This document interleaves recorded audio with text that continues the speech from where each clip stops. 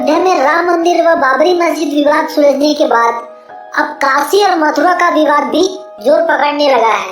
इन दोनों स्थानों में पूजा अधिकार बहाल करने को लेकर सुप्रीम कोर्ट में याचिका दायर की गई है। इस याचिका में प्लेसेस ऑफ वर्शिप 1991 को चुनौती दी गई है और यह याचिका भद्र साहू समाज की तरफ से दाखिल की गई है। तो चलिए दोस्तों, आज हम कृष्ण जन्मभूमि का पूरा इतिहास जानते हैं और यह वीडियो देखने के बाद आप ही बताइएगा कि यह भूमि किसे दी जानी चाहिए।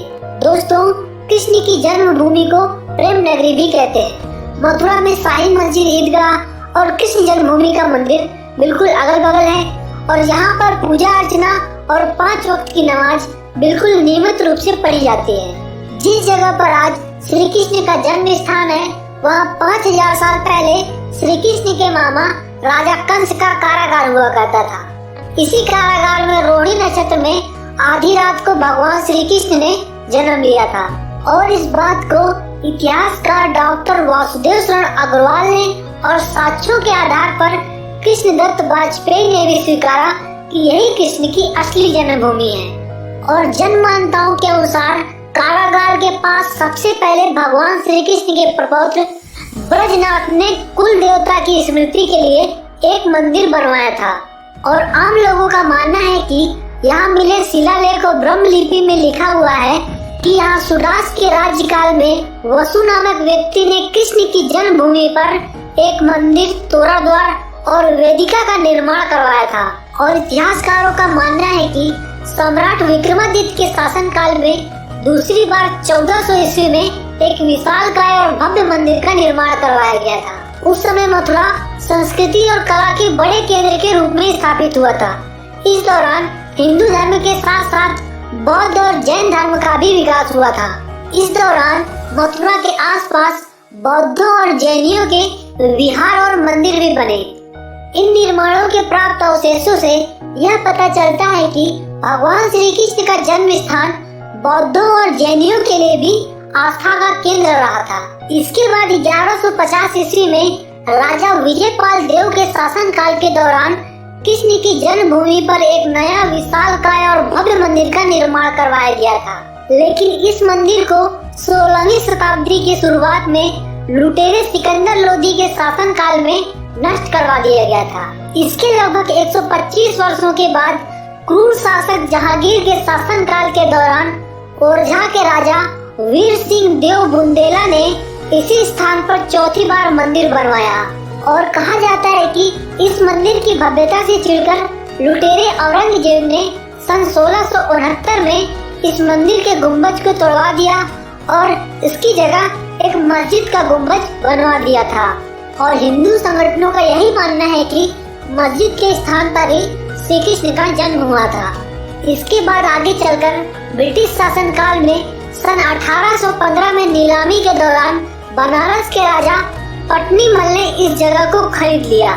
इसके बाद सन 1940 में जब पंडित मदन मोहन मालवीय यहाँ पर आए तो कृष्ण के जन्म स्थान की दुर्दशा देखकर बहुत निराश हुए। इसी दौरान मालवीय जी ने विड़ला को श्री कृष्ण जन्मभूमि के पुनरुद्धार को लेकर एक पत्र लिखा। मालवीय जी की इच्छा का सम्मान करते हुए विड़ला ने 7 फरवरी 1944 को राजा पट्नीमल के तत्कालीन उत्तराधिकारी से यह जमीन खरीद ली। इससे पहले वो कुछ कर पाते, मालवीय जी का देहांत हो गया।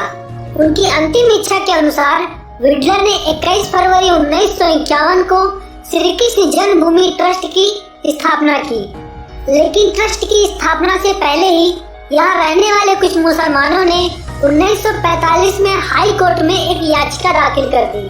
बहरहाल कृष्ण जन्मभूमि परिसर को लेकर अदालत में कई वर्षों तक मामला चला था, लेकिन दोनों पक्षों के विद्वानों ने अदालत के बाहर ही 1968 में एक समझौता किया था और अदालत ने इस समझौते को भी मंजूरी दे दी थी।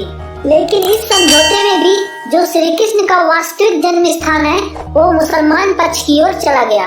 मगर तब अदालत के द्वारा यह कहा जा चुका था मंदिर की स्थापना की जाए और मस्जिद का भी काम न रुके। इसके बाद सारे झगड़े खत्म हो गए और भगवान श्री कृष्ण के मंदिर के पुनरुद्धार और निर्माण का कार्य प्रारंभ हुआ, जो फरवरी 1982 में पूरा हुआ। दोस्तों, शायद आप जानते होंगे कि बाबरी विध्वंस के एक साल पहले ही नरसिम्हा राव की सरकार ने सन 1991 में places of worship special provision act 1991 बनाया था। इस एक्ट से अयोध्या विवाद को बाहर रखा गया था, लेकिन इस एक्ट के तहत काशी मथुरा जैसे कई धार्मिक स्थलों के विवादों को एक तरह से खत्म कर दिया गया था।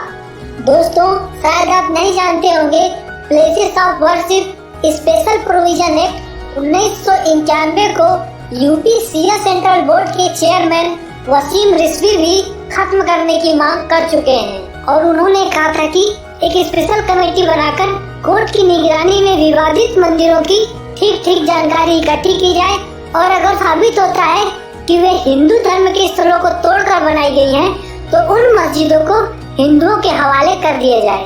तो दोस्तों, ये थी मथुरा विवाद की पूरी कहानी और आप इस विवाद को लेकर क्या सोचते हैं कमेंट बॉक्स में जरूर बताइएगा। तब तक के लिए जय श्री राम। मिलते हैं अपने नेक्स्ट वीडियो में।